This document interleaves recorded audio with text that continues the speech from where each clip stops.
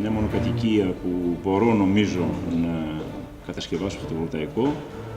Μέσω ενός φίλου ήρθα στην εταιρεία στην Προμηθέα και ένα βράδυ όπου με ενημέρωσαν λεπτομερέστατα για όλες τις διαδικασίες που χρειάζονται και τις δυνατότητες που έχει και το σπίτι μου και τα πάντα.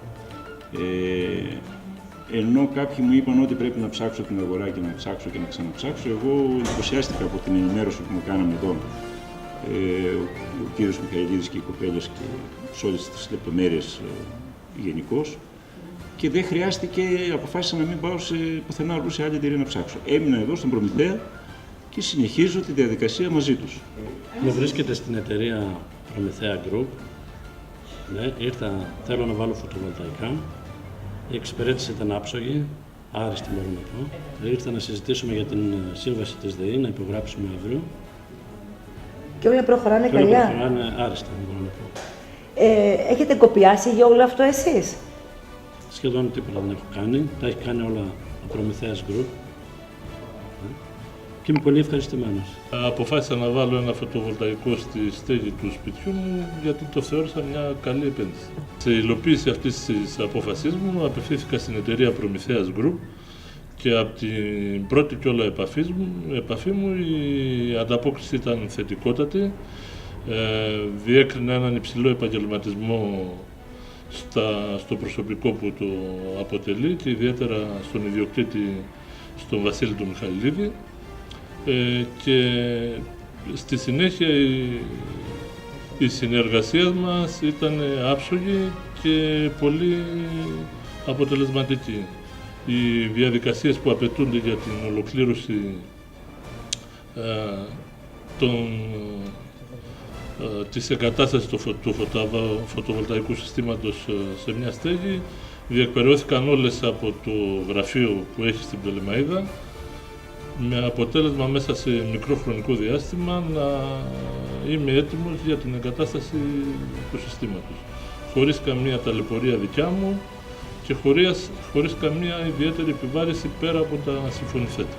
Αποφάσισα να βάλω φωτοβολταϊκά για ένα εισόδημα το οποίο πιστεύω να με ικανοποιήσει.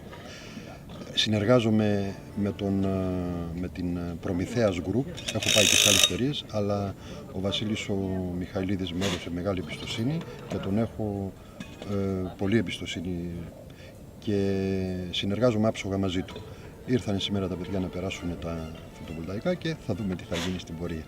Είμαι οικογενειάρχης, έχω 3 παιδιά τα οποία σπουδάζουν και για να συμπληρώσω το εισόδημά μου απευθύνθηκα σε πολλές εταιρείες για τα φωτοβολταϊκά και τελικά κατέληξα στον Προμηθέας Group με τον Βασίλη τον Μιχαηλίδη, ο οποίος με φέρθηκε πάρα πολύ καλά. Με μίλησε για τις ιδιαιτερότητές τους, για τα πλεονεκτήματά τους και είμαι ευχαριστημένος. Εγώ πριν από 1 χρόνο περίπου σκέφτηκα να βάλω φωτοβολταϊκά στη στέγη μου, τα προγράμματα που διαφήμιζαν στη τηλεόραση τότε. Έψαξα να βρω κάποια εταιρεία που αναλαμβάνει. Μου συνήθισαν την Προμηθέας Group γιατί κάνει μια πάρα πολύ καλή εργασία και είναι πάρα πολύ εξυπηρετική. Όντως, μετά από μια συζήτηση που είχα μαζί τους, τα παιδιά ήρθαν κάναν τη μελέτη που έπρεπε να γίνει, μου παρουσίασαν τα δεδομένα της επένδυσης, αναλυτικά τα κόστη και την προσδοκόμενη επένδυση. Ήταν στην εργασία τους άψογοι, όποτε είχαν πει ότι θα έρθουν ήρθανε, κάνανε τα πάντα στο προηγούμενο χρονοδιάγραμμα και πλέον τα πάντα κυλούν με βάση τις προβλέψεις που είχαν γίνει, τόσο σε απόδοση όσο και των εργασιών που τελειώσανε πριν από 6 μήνες περίπου. Αποφάσισα να βάλω τα φωτοβολταϊκά γιατί σε 2 χρόνια βγαίνω στη σύνταξή μου για να μπορέσω το εισόδημά μου να το αυξήσω λίγο, γιατί με τις συντάξεις που παίρνουμε τώρα δεν φτάνουν πουθενά και λέμε με το εισόδημα που θα παίρνεις 6-7 εκατοστάρικα το μήνα είναι κάτι που μπορεί να βοηθήσει και την οικογένειά σου και το σπίτι σου.